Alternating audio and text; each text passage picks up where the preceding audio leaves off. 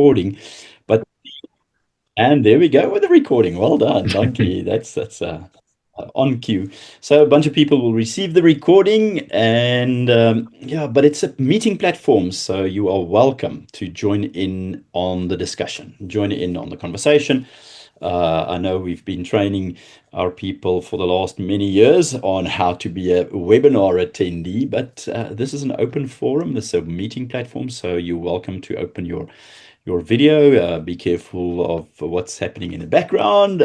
Just a little note to self. And then secondly, yeah, if your if your microphone is open, we'll be hearing what happens there. But if you want to join the conversation, please feel free, raise your hand, open your camera, open your microphone and say, stop, I want to know about this. So baie dankie dat julle almal hier is. Gewoonlik doen ons TikTok digitaal en gemeng, maar meer Engels. Ons aanbieder vandag is Byron Wood, very English, so I'm not sure how strong his Afrikaans is. But the product that they have is available in both English, Afrikaans, and they're looking at expanding languages. So for ease of just managing the language policy, we're going to go ahead in English. I see we've got a nice mixed audience in any case. So, but you're welcome to ask a question in whatever language of your preference. I'm not strong on Spanish, Finnish, Danish, or Portuguese, but I can help in Afrikaans and English today. So yeah, Byron, good to have you with us. I'm going to go over to you very shortly. I just want to make a few opening comments from the Center for Technology. Just frame it. So why are we talking? Why are we talking to you? I'm going to share a few slides because we're used to sharing slides. But let me just quickly frame where the Center for... okay, am I on the right screen, Alreta? Please tell me, am I switching screens or am I good? You need to switch displays, please, Riaan. Okay, so yeah, maybe just why we're talking and just take a step back. Technology in education is such a big topic. It's AI, it's cell phones, it's digital tech, it's the advancement and whatever. And for so many years, the Center for Technology in FEDSAS has been saying, we need to learn as we live. It sounds so elementary. I heard it at a conference many years ago. And one of the speakers said, we've got to learn as we live as part of the text. And it just stuck with me. If there's a disconnect with our learning environment, learning processes, learning spaces, learning design, compared to our living world, meaning our day-to-day world, we somehow in a disconnected space.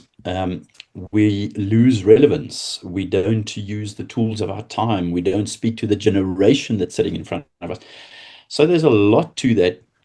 I always make the joke, if the car on the way to school has Bluetooth and a Bluetooth radio and who knows what else, but the class doesn't look like that, the kids escape to a world where they've got to learn about the future and being active economically, find work, do a job in the future, but the process leading there might be disconnected. So learning as we're living.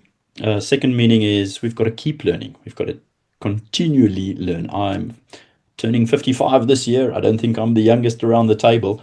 And I feel I'm just so keen on learning new things, so keen on finding new skills and the way we learn, not just the content we learn. So maybe that's just a frame. It's very important for today's discussion because our learning world and our living world is far removed with today's topic. That of video lessons, access, constant connectivity and that sort of thing. So before we go further, I just want to see, nearly gave away the answer to our good question. So today, yes, please follow the center activities. Alreta will post the latest magazine and our new edition will come out towards the end of the month. But yes, there's a lot of information in our call it our center magazines, our tech talks, our YouTube channel. We're thinking of no, we're planning an AI summit in September, possibly in two centers in the country, in North and South, talking about AI. Our latest magazine is available. A lot of good things, but it also references to the previous magazines. And one of the previous magazines it's a few years ago, we had the video edition. We reference the number of minutes that YouTubers create, as well as the number of minutes that YouTubers consume. How that world looks these days with all the video that's in our lives. I've got a machine like this. I hope you can see my phone in front of my face, but my kids are not reading, but they're watching videos and they're learning. Interesting time. If we look at the that's not going to work because that's supposed to fly in later. If we look at how we consume video today, and it's relevant to our session, and I'll throw that next video. So video in our lives is relevant today. dorKk has a platform, and Byron will tell us all about it. How we can get video lessons as an additional tutor, as a means of learning. But he's going to share that. I just want to frame it to say, how many YouTube videos are you watching? I find myself sitting on my spin bike on a Saturday and Sunday morning watching a YouTube video, a TED Talk, funnily enough. Either something relevant to work or something that's helpful in personal life, listen to a sermon or two or something like. I consume video whilst doing my training these days.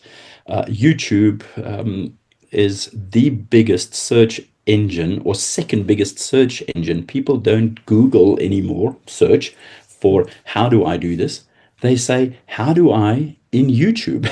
And the YouTube video is the instruction. So how many of us possibly read the manual or just say, man, the other day I needed to change a light bulb on my 2010 Toyota double cab Bucky.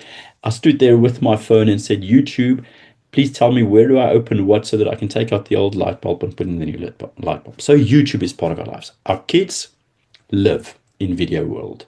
They suddenly just take a break and sit and watch shorts, and we get the new generation of skibbity riz, slap, banging. I don't know, all these words. Where did it come from? Someone else speaks like that. Not the teacher at school, not the friends at school. It's some sort of a YouTuber, an influencer, a shorts maker, and that kind of thing. And then Netflix. I visit a lot of schools and ask them on a continuous basis, do they have Netflix? And everyone says, yes, Netflix. We've got Netflix, even in a dorpie called the R. And I say, well, great stuff. What did Netflix tell us about life? And then the frowns go.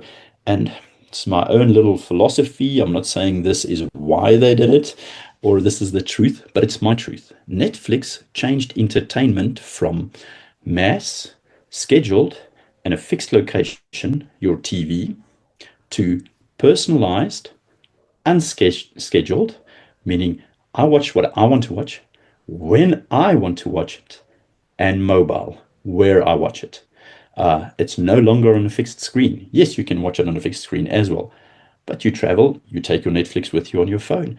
So that's a fundamental thing of change in living. And how does learning respond to that? So that being said, I've got a quick question for you, and I possibly gave away the answer. Vinnige vingers, this is your flink dink moment. Who of you, for street kudos and the rest of the day off, can tell us what was the first video ever played on MTV? Not Europe MTV, American MTV. That was like 79 or 82 or something like that. No Googling. No Googling. Anyone, open your mic and shout the answer. What was the first video ever played on Music TV, MTV channel? Wasn't it Radio Killed the Video Star? Or the other way around, I guess. Video killed the radio star. Let me put that up for you. Share that again. Well done to Marley. It was video killed the radio star. Interestingly enough, the Bugles, and they thought music TV will replace radio, which it never did. but funnily enough, I mean, there's a song, but a theme with it. And why is video important? Because we consume so much more uh, than just audibly when we see images. We process, I don't know how many thousands of concepts whilst watching a movie. You see the scenery, you see the background, you see everything. So video has an effect. And that's the lead into my discussion with Byron today. Byron, I don't want to give anything away, but maybe video plays a big role in your business. So tell us how you help learners, how you help schools, and what's in it for us. So thank you so much, Riaan, and thank you so much to all the listeners who's joined and who will be joining after this when they get the recording. It's a great pleasure and an honor to be here and to chat with everyone. Uh, my name is Byron. I'm one of the co-founders of dorKk, and what we do is we give supported resources to students in the form of an online lesson. It's accessible through a website and an app. And our goal and our intention behind dorKk is to help bridge the learning gap. So I'm going to go through a very short PowerPoint presentation. It's only 10 slides. I would like to invite everyone to join in. If you have a question, just feel free to jump in and ask me to stop. And we can just jump into have a conversation, and then we can move on with the presentation. So moving on. So who am I? uh, Looking back at my school life, I was the problem child at school. I was the class clown. Byron, I'm just I had you shared. Yes. Byron, sorry. I'm not seeing it on my screen, but I might be the only one because I'm on a dual screen. Have you shared, It Alreta? is Can you just shared on my confirm? side. It is shared on my Okay, side. perfect. Thank you. Thank you. Okay. Perfect. If there's any glitches, just let me know. Happy to pause and we can recap. But jumping back to who am I? Uh, I was, as I mentioned before, a class clown. I was a classroom terrorist. I feel really bad for the teachers that were forced to teach me in my adolescence. I went to a school where my entire family, all my cousins and my sister, we all went to the same school, and all of them that were older than me, I always got referred to. Why can't you just be more like them? And everyone that came after me, the second that the teachers knew that they were related to me, they were forced to sit in the front of the class and really pay attention. So they have me to thank why they are successful today, or at least take credit for something along their educational journey. When I graduated school, I decided education wasn't for me. I wanted to get out of this thing that is the education system. So I decided to go to the UK and work. I thought, I'm going to put all my eggs into that basket and see how it works. When I got there, I realized how incredibly wrong I was to doubt the education system. I had to keep four jobs as a young 18-year-old just to keep the roof over my head, keep food on the table, and it wasn't pretty. At some nights of the week, food on the table was Doritos and dip. And it was at that point that I realized education is probably important and I should maybe focus more on it. I then probably towards the end of my stay in the UK, I registered to become an architect, and some unlucky university accepted me, and I went through my tertiary education, where I actually found a deep love for education, and that's where I sort of realized I am actually a dork, and this education thing is really for me. I graduated with my master's in architecture. And directly after that, I decided to go and work, or it's not decided, I was sort of thrown out the house as a young architect. Say, you need to go find a job and make a living. I started working as an architect and realized that it was not the job for me. I picked the wrong profession, although I did love it. It was a complete incorrect profession for me. And it was in that sort of stage of my life where I decided I'm going to start a couple of businesses. I ran through a number of different businesses. Some of them failed spectacularly because I didn't know a thing that I was doing. And directly after that, with perseverance and not stopping, I had one or two businesses that did really hit, and I had a degree of success with them. And it was in that working journey of trial and error and failing and self-learning. When you start your own business, there's no rule book on how to do it. So you do YouTube videos on how to do file a tax return, to be fair, how to do marketing, how to do sales, how to do whatever craft I'm currently busy with in this business. So it was in that sort of journey that I met what we call the dorks, who is the dork team. And that's where we started this journey of what dork is. So I just want to quickly address the elephant in the room, because this will be a question that comes up, and I can guarantee it. So let's just deal with it now. Why are we called dork? It's a fantastic question, and I love this question. But essentially, we live in an environment where a dork was previously, there's a stigmatism behind it, that it was someone that's bookish, maybe nerdy, a little bit socially awkward. Uh, but today things have changed. You know, the world is a lot smaller place with technology and how we're all interconnected, and like everyone has got sort of like a community, even though you don't really have a community in your room, but you're part of a greater community. And dorks are truly the people who we believe, are changing the world for a better place. Say the tech savvy developers behind your favorite apps. They're the creatives behind your favorite TV shows like Game of Thrones. They're also the innovators that are sending people to Mars, and also building solar powered cars. They are the people who truly love a challenge and who don't turn down a challenge. And we believe at Dork that dorks make the world more technological, more beautiful, and a more entertaining place. And as an sort of a weird in-house goal that we've set for ourselves, is if you Google the word dork, DORK, it's been an aspiration of ours to rank above the dictionary meaning of what the word dork means, so that our company name Dork, which embodies what we believe a dork is, ranks above that. And we are truly proud of that achievement. And it's an unpaid achievement. It's not a sponsored ad. So we really, really are proud of that as a weird quirk to why we are called dork. Now, getting into sort of the nitty gritty of things, why does online learning matter? For us, it truly, it's, sorry, this Zoom window is in front of some of my text, but it's fine. It provides greater flexibility and allows learners to learn at their own pace. I think that being said is incredibly important. We also believe that schools need tools to reinforce classroom learning and support sort of absent students or students that are struggling. Like tools, schools don't have that many resources to deploy in the home itself. And online learning also makes things more affordable and more accessible, and kids can learn anytime, anywhere. I say kids, it's really adults also. But it just creates so much more opportunity.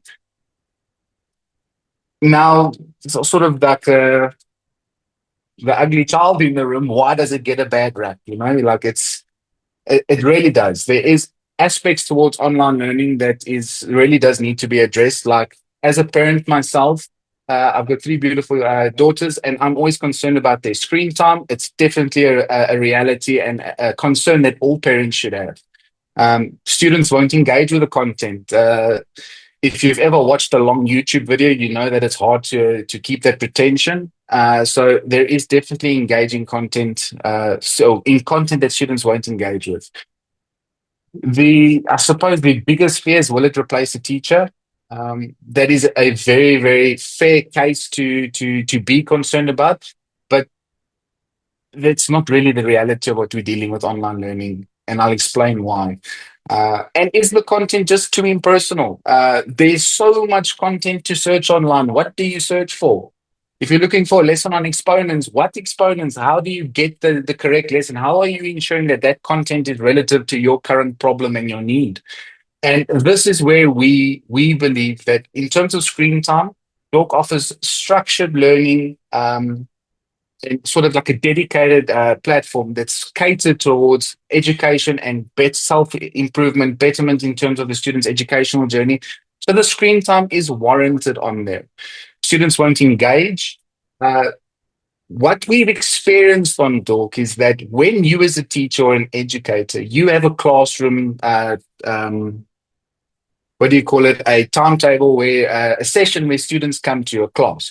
That's anything between 30 minutes and an hour, depending on the subject, right? By the time that you've dealt with all the classroom dynamics of getting the kids in, doing roll call, dealing with disruptions, chatting to one or two of the students to hear their day has gone by, and you physically start teaching, your time teaching is actually really a limited period. It's not the full half an hour or hour session. And that's exactly what dork does. It extracts just that pure content that when you're giving over the education, it's really limited to between 7 and 10 minutes, what we've experienced. There are some more complicated subjects like science, physics and chemistry, and maybe one or two accounting lessons that are sort of longer, but they require that much more time on the platform. Will it replace teachers? And I can see a big red no. It's impossible to replace that teacher touch. It's the fact that people would even be concerned about this is irrelevant. You can never replace a teacher. As dork, we strive to be a supportive resource for a teacher. We can never replace you. We are there to be a tool in your arsenal for you to deploy and like to increase your students' performance and give them more support. So no, a teacher could never be replaced. And is the content too impersonal? So, as I mentioned before, there's just so much content to search online. The thing that makes dork relevant to a South African context is it's perfectly aligned to CAPS. It feels familiar. It's connected to the classroom. Your student goes home today after the lesson that you've given you. They could search and find that almost identical lesson that you gave and sort of go over and recap that content. So it is relatable and it is personal to their current needs and their requirements. Now, how is dork classroom ready, right? So every lesson follows the CAPS curriculum. There is overlaps into IEB, but it is 100% aligned to CAPS. We currently have over 15,000 lessons on platform available in both English and Afrikaans. And our content is designed to reinforce what you teach. It's not there to replace what you teach. It's just there as a tool for you to utilize. And that's how we believe that dork can be utilized in the classroom environment. Dork in the home. So this slide embodies my entire high school and primary school journey when I was forced to do homework. And it is very true. So as students, when we get home, we forget what the teachers taught us in class. The very diligent few that had the ability to take notes or cared enough to take notes during the class, they are the outliers in this. But the majority of school-going kids, when they get home, they are faced with challenges. Now, where dork seeks to support them is it's self-paced. They can go back, they can pause, they can fast forward for if they want to understand what content is coming tomorrow or what lessons they can prepare for in the day that's coming. They have unrestricted access to all the content on platform.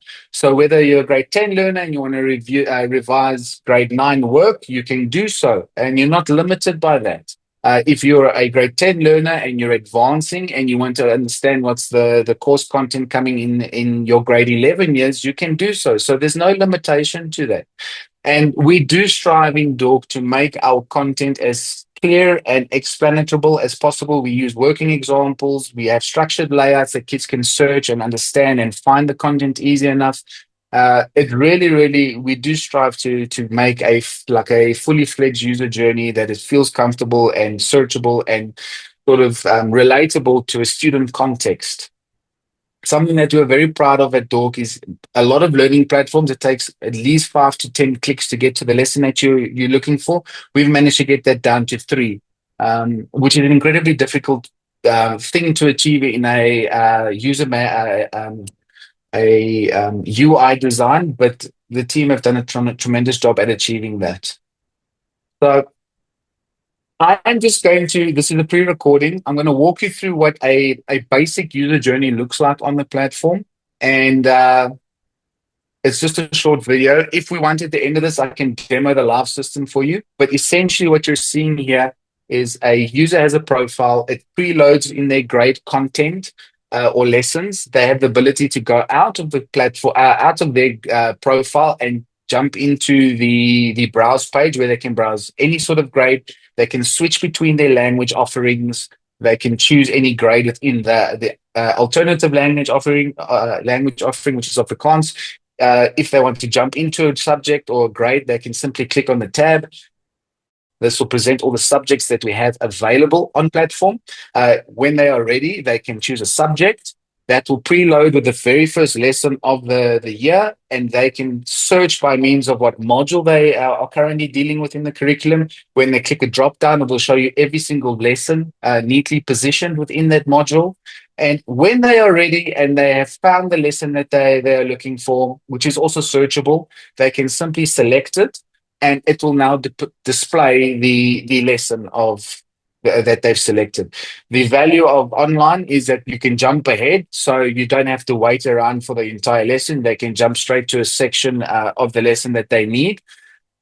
Our lessons are interactive from the sense that it is a picture-in-picture displays on top of a lesson. It goes back and forth. The teachers draw on the lessons.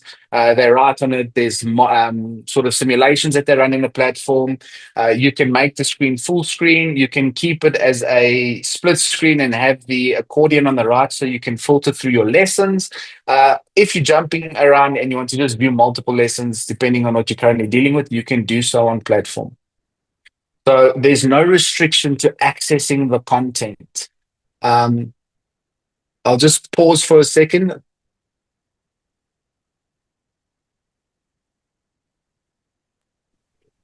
Yeah, we're not hearing your sound, Byron. Do you want to play the videos? No, that's not a problem. It's really not. Do you see the video at least? We see the video, we see the movement, but I don't think you tick the boxes on Zoom to say share sound as well. Sorry, I should check that. No, it's not a problem. It's literally just load one. I'll load one for us for the end, so you can continue. Fantastic, thank you. So yeah, essentially that's what a very short demo on platform would look like.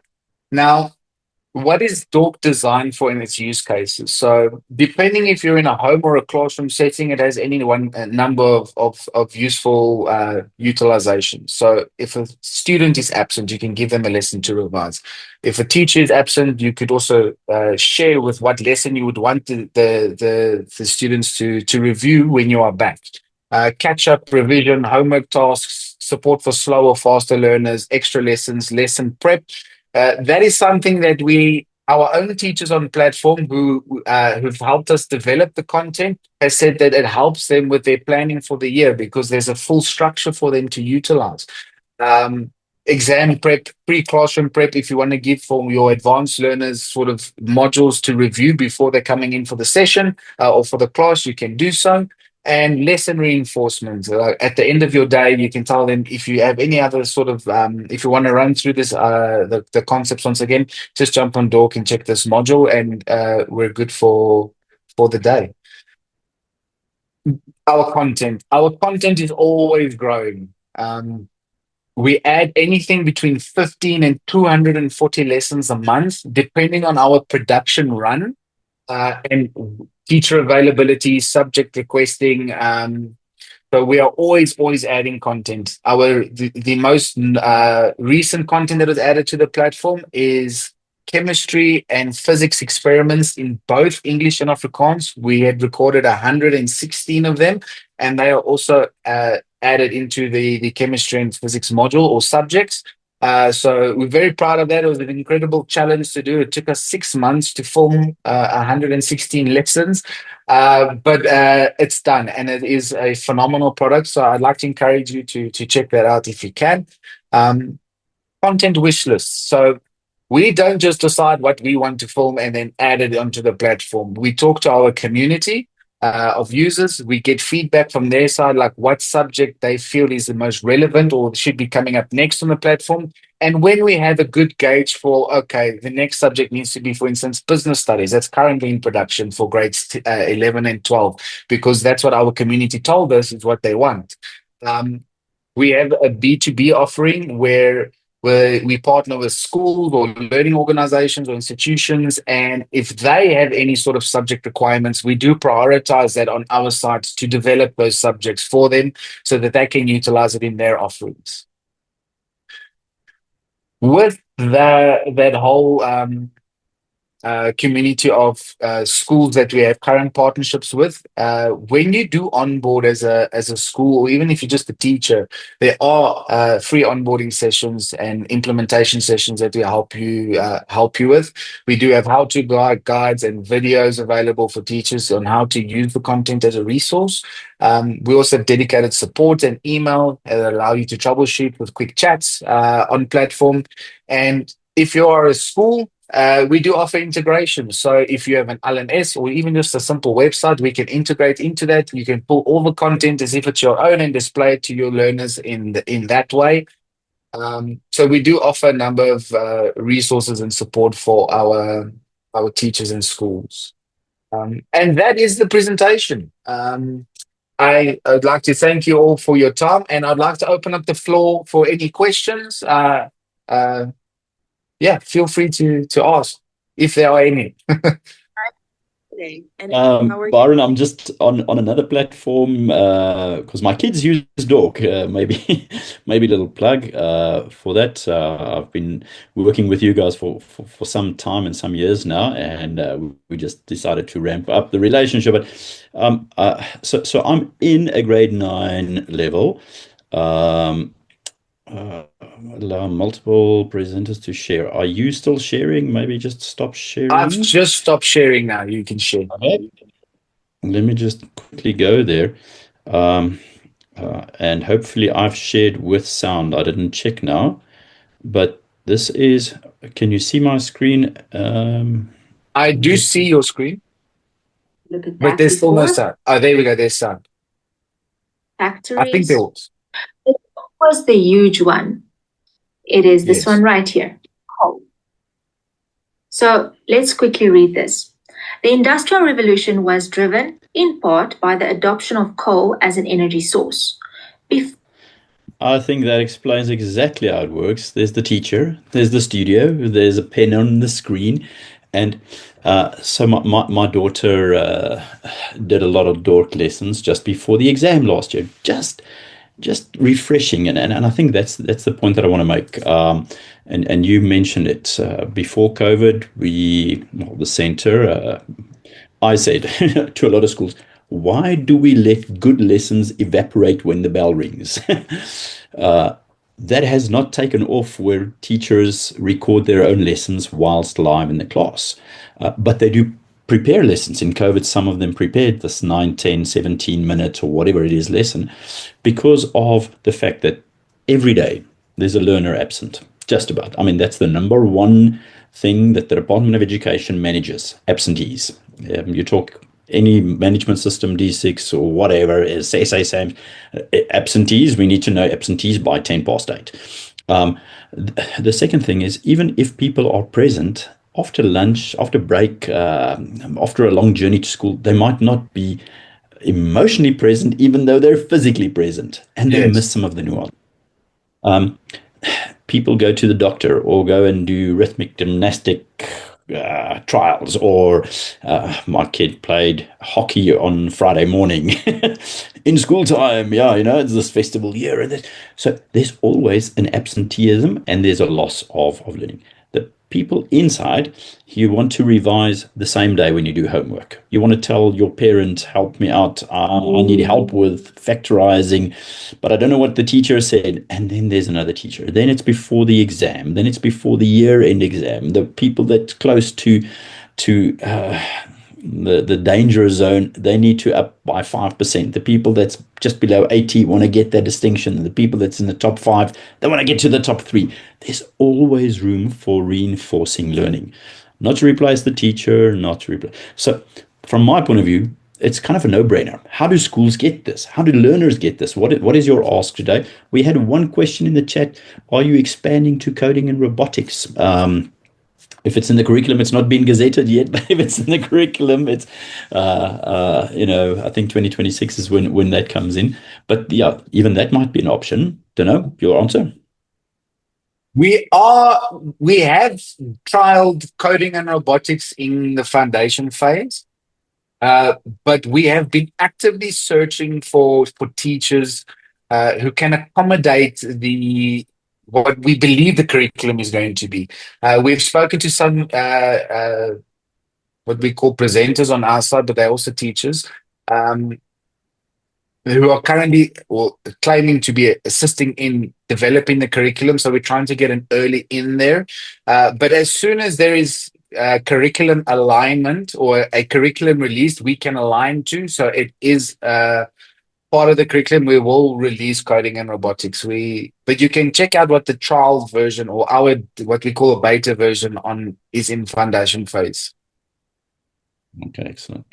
Yep. And there's a lot of service providers in that, but it's still this kind of you're a content delivery platform, and the content, you're not a coding and robotics a niche at all. I don't know if there's any other comments or questions from people around. Like I said, I see a few There people. is one about, can you discuss the pricing structure? There we go. Yeah. So the ask is, what do kids and what do schools need to do? How does this work?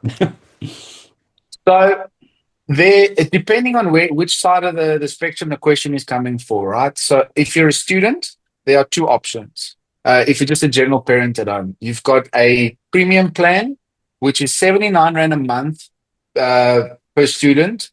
You've got access to all the content. It's the premium side of the platform, which means it's an ad-free experience and it's not subject to sort of data metrics.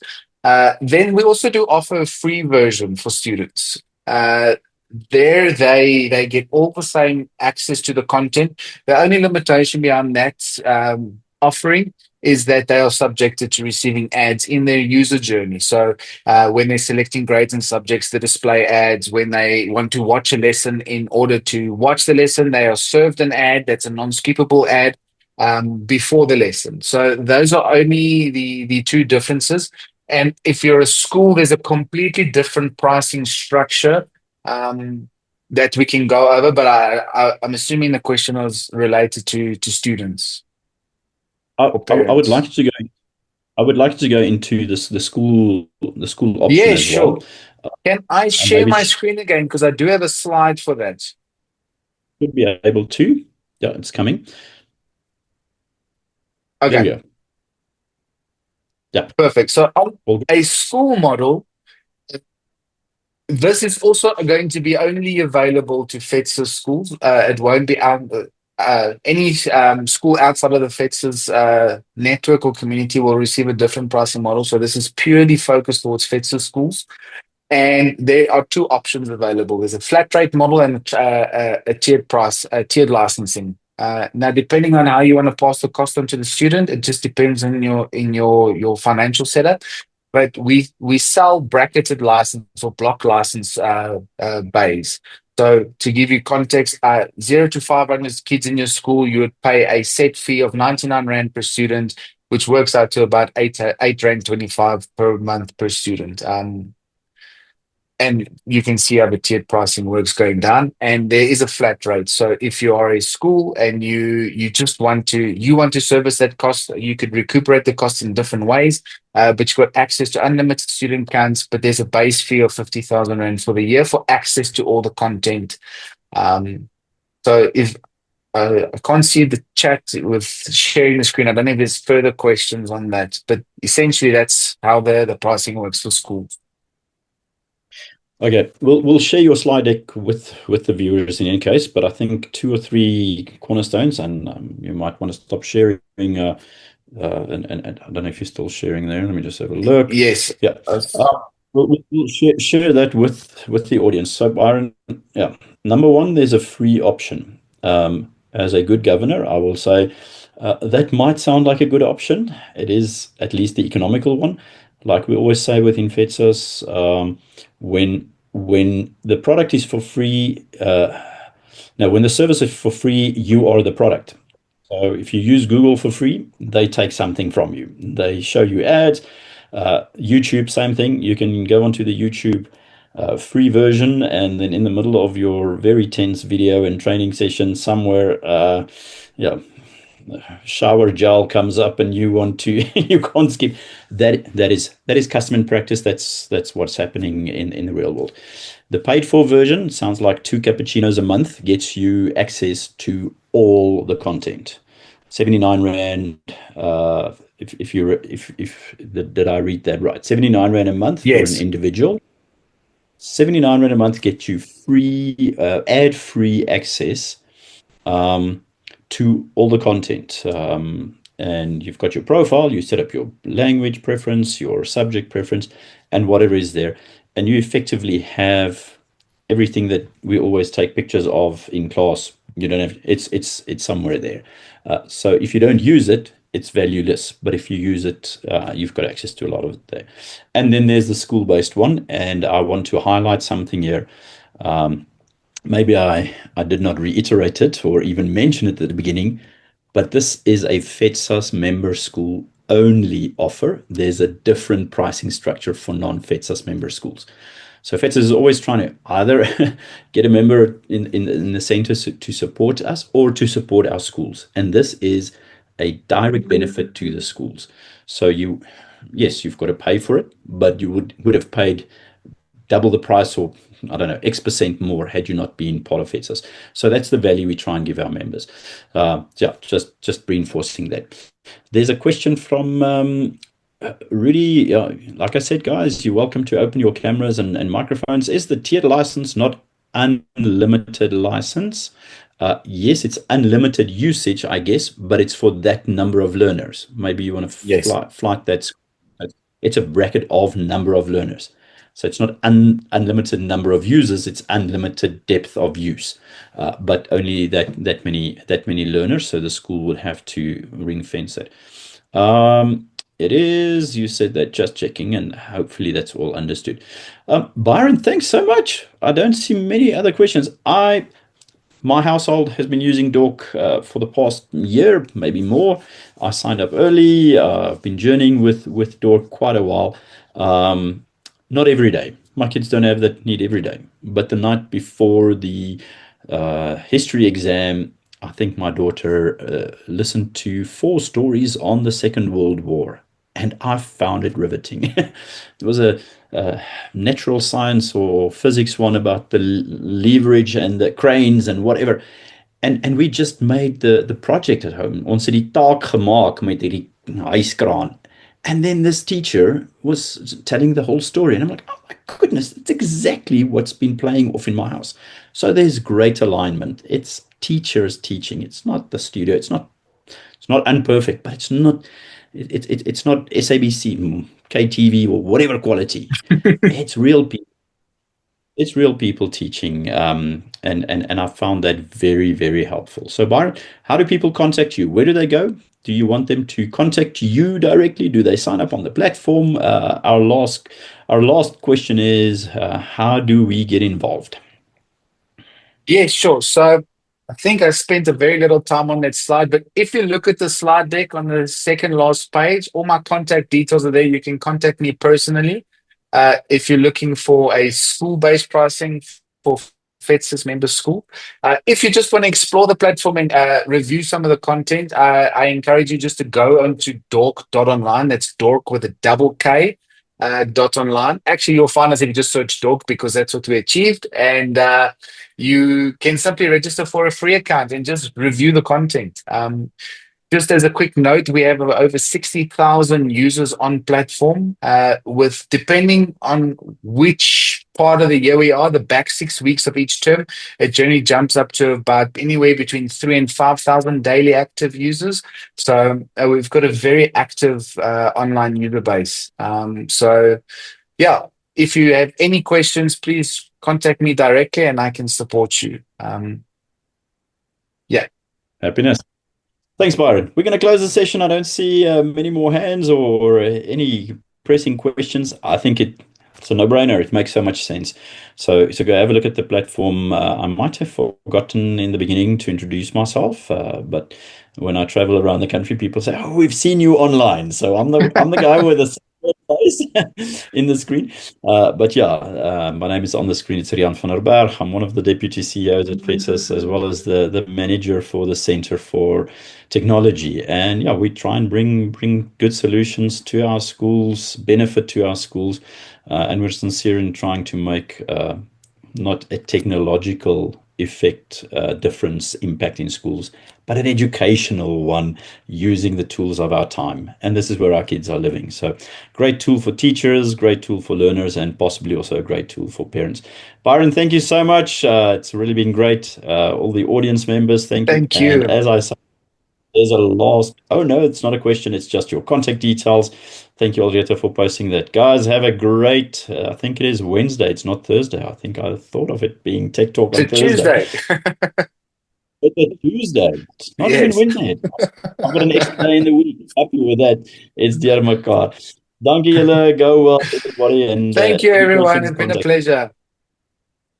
Okay, Bye. bye-bye.